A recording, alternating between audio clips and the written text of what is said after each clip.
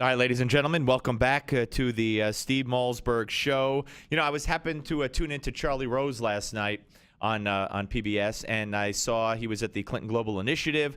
I mean, who wasn't? And he was sitting on the couch or sitting in a chair, and next to him were Bill Clinton and then Al Gore. And Al Gore was more outrageous in his claims and comments. He went on and on and on and on and on. He, in my view, misrepresented so much, even though he acknowledged this and he would acknowledge that, whether it was what scientists are saying that didn't go with what he was saying, or that the temperatures were changing, didn't go in the direction he was going. Whatever it was that was going, yeah, but the tide is turning. They're coming back to the other side more stronger than ever, and blah, blah, blah, blah, blah. We need a carbon tax. We needed a carbon tax since 1993 when they first proposed one, Clinton and Gore. I mean, it was like he was unchained. And I said, wow, I'm so glad that we're having Rupert Darwall on the show tomorrow, which is today, which is right now. You follow me? Yesterday, tomorrow, today. And he is the author of The Age of Global Warming, A History. And I want to welcome in Rupert. Hi, sir. How are you? Very good, Steve, and good to be on the show. Well, thank you very much. Okay, I'll tell you right off the bat that I happen to be a global warming skeptic. And, so many people, and let me start right off the bat, have admitted, they've come right out and admitted that there has been no global warming.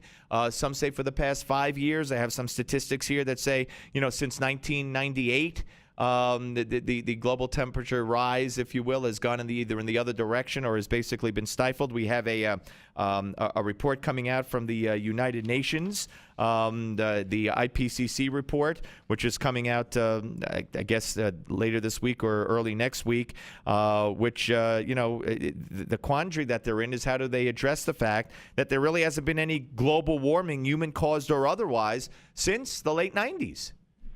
That's the killer point, Steve.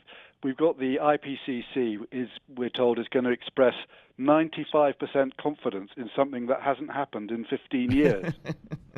Well, how are they going to do that? How are they going to convince? See, I think the media is complicit in this, but I mean, how do they convince a skeptic public? And the polls show that fewer and fewer people consider global warming a problem or a threat. So when this comes out, if it's reported fairly, which I don't think it will be, but when people hear about it, they're going to be less convinced than ever, right?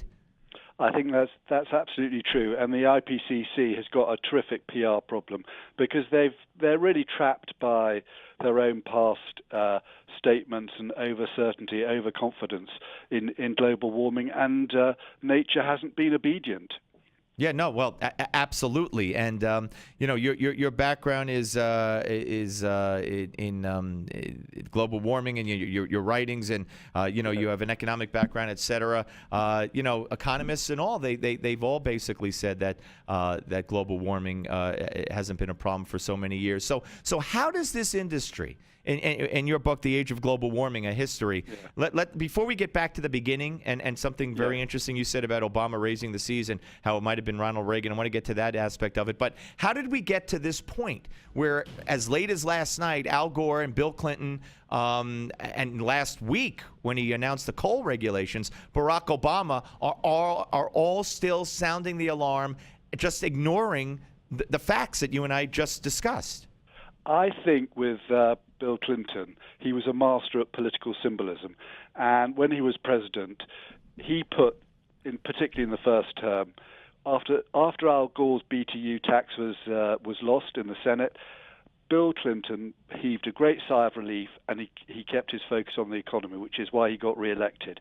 And when you look at what the Clinton-Gore administration actually did, sure, they signed Kyoto, but they wouldn't send it to the Senate for ratification. So the story Gore talks now is really quite different from what he did when he was vice president. Yeah, okay, fair enough. I agree with you 100%. It was after he left and tried to form this cottage industry, which to a great extent he has. I mean, there are reports that he's gotten very, very rich, on this industry of carbon credits and whatnot, and would get richer if it ever came to fruition here in the United States. So talk about when this started. I go as far back as maybe this isn't really good, and maybe it's revealing my weaknesses, but I remember back when, and I've read a lot of the Time magazine cover and other covers and other warnings back in the 70s that the ice age is coming, that we're all going to be, that we're going to be frozen to death soon. How did the change occur? The change happened. What happened? Global temperatures. What's often forgotten is global temperatures through the 20th century were rising from about 1910 to 1940, mid-40s. They then started to decline. They fell all the way through to about the mid-70s, which is when scientists started getting worried about global cooling. And as soon as they started worrying about global cooling, within 2 or 3 years, mid-70s, guess what happened? Temperatures started to rise. And the real start of the politics of global warming, the really intense phase, was 1988, when it really burst onto the scene, the political scene, in a big way. And so really from 1988, and I would say to the collapse of Lehman Brothers in September 2008, that was the real, that's when the fever, if you like, was at its height. Yeah, no, I couldn't agree with you more. We're talking to Rupert Darwall, author of The Age of Global Warming, a History. And you mentioned 1988. You also talked about Ronald Reagan and how maybe it was Ronald Reagan and not Barack Obama who began to slow the rise of the seas. That, of course, a reference to his inauguration speech the first time around, Barack Obama. But there's a new paper by a Canadian physicist that you wrote about at the University of Waterloo, and I guess that the crux of it is that he says instead of carbon dioxide emissions, Mr. Liu, who wrote the piece, argues that ozone depleting CFCs and other halocarbons caused quote-unquote global warming. Explain all that. Yeah, I can't explain the physics to you, but what happened was he demonstrates in his paper, argues in his paper, there's a much better correlation between CFCs and other ozone-depleting substances in the atmosphere with global temperatures than there is between carbon dioxide and global temperatures. And the CFCs started, you mentioned Ronald Reagan, it was the 1987 Montreal Protocol that Reagan led. The Reagan administration led the world to agree the Montreal Protocol, which had very, very tough cuts on CFCs. And lo and behold, CFCs emissions fell very, very sharply. And after a lag, from memory, Professor Liu was talking about a 9-year lag before they affect the global temperature system. You would see that there was a tail off in the rise in global temperatures. Right, and so by he argues that is what's behind the pause. Right, and that by 2002, from that point on, since the late 90s, and that would be consistent with that from here on in, he says they're gradually should be falling. The temperature should over the next 5 to 7 decades. Yes, that's correct. All right, so tell me where you think we are going forward, because like I said, we still have the left, the media, at least in this country, and I'm sure worldwide, very influential, and the president of the United States, the former president of the United States. You still have Al Gore out there. In fact, Al Gore went so far as to claim, while I think Charlie Rose said it's been established that a specific hurricane like Sandy or storm like Sandy could not have been influenced specifically by global warming. He said, oh, no. Now they're starting to find that it's because the water vapor temperature around where the center of the storm was, and that caused it to grow. I mean, he has everything is attributable in his mind to quote-unquote global warming. So my question is, where are we headed? Do you see the U.S. ever implement? Yeah, go ahead. Yeah, if you look at what Al Gore said in 2007, he said by 2013 the ice caps would melt.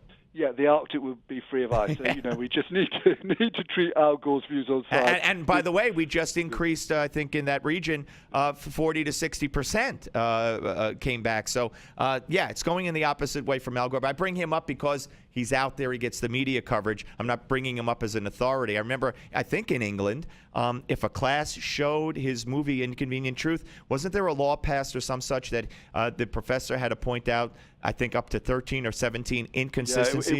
Yeah, it went to a court and a judge. Yeah. But anyway, so where do you think we're headed? Are we going to see a carbon tax in this country? Is coal going to die because of the new EPA regulations? And what about worldwide? Steve, politicians get global warming fever when they don't have to run for re-election. Bill Clinton, Al Gore are not going to run for any election. Barack Obama has won his last election. They get this. They do this kind of thing when they don't have to, when they can do it and upset voters. What is very strange, I think, about the administration's move on coal last week is they're doing it before a set of international negotiations. There's going to be a big round like Copenhagen in 2 years' time in Paris, and they're going to have another go at trying to do a big treaty. And Obama is doing this all before the negotiations. He's doing it unilaterally, which is a very, in my view, it's a complete diplomatic blunder because it makes him the world leader in the room who most needs a deal. And that's not a good place for the United States to be. Yeah.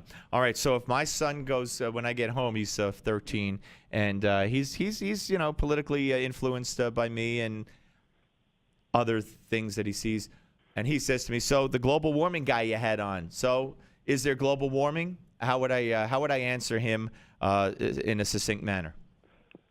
Well, I would look at it rather differently. I would say, if you want to deal with global warming, it means you have to the economic costs of doing it in the way the IPCC and the politicians want is absolutely huge. So go out, make your own mind up, go and look at the evidence, use your brain. Are you prepared to incur these huge, huge costs, which are going to make you seriously poorer than you otherwise would be for this? And by the way, unless the Chinese and Indians sign up, right, there's no point in doing it anyway. Right, which is something I alluded to earlier in the show. Rupert, fascinating. I thank you. And great book, The Age of Global Warming, A History by Rupert Darwall. Thanks for coming on with me, sir. It's my pleasure. Thank you. Take care. All right, folks, there you go. The real inconvenient truth, to steal the title of Al Gore's documentary, is that there is no global warming, is that the temperatures have not gone up. As we established here, basically in the last 10 years or more, since 1998 or thereabouts, and that the glaciers are coming back and everything is reversing. And that's what nature does. It's cyclical.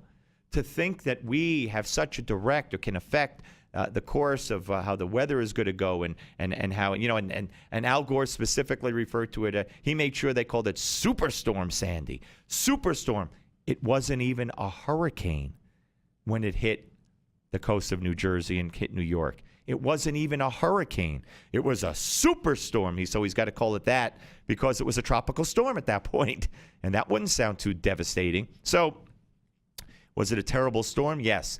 Do your history. Go search online. Find out about hurricanes and storms in America, in the U.S., in the Northeast, in the 20s, in the 30s, and even back in the 1800s. Do your homework. They existed then also. And they'll keep existing no matter what man does. Or at least that's what I believe. Okay, folks, you want to weigh in? I'd love to hear from you. 855-777-9660. 855-777-9660. 9660. We're coming back. One final segment left in the Wednesday edition of the Steve Malzberg Show on Newsmax TV and radio. The Steve Malzberg Show.